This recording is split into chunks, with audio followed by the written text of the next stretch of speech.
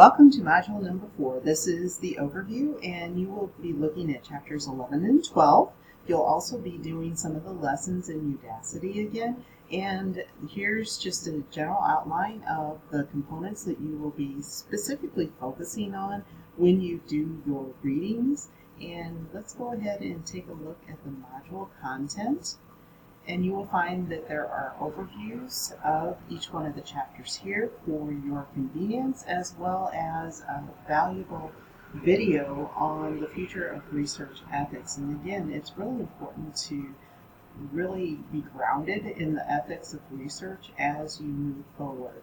There's also a link that's very helpful to the U.S. Department of Health and Human Services, and this has in relationship to research and the HIPAA privacy rule.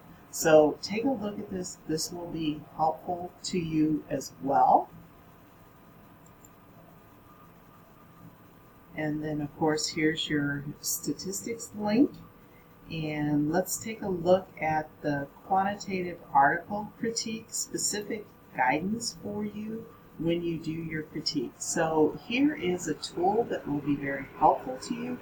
It is an article and it outlines questions to think about as you're critiquing a quantitative research article. So use this tool to help trigger your thought process and really analyze what's going on in the particular research study that you choose. And just remember to choose a research article that's very important to your area of practice so that you can gain from the information that you're looking at for your critique.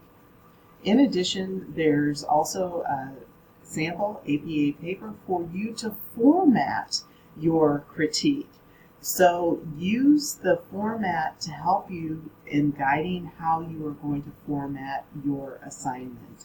And then we go through the different components of the rubric for the critique, and there is a specific video on the critique itself. So please take a look at this video. It will be instrumental in helping you to be successful with this particular assignment.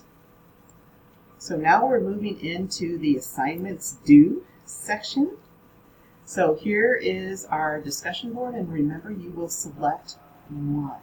And the guidelines are listed here as well as the link to use Flipgrid. And just know that you can access the same information here in discussions as well.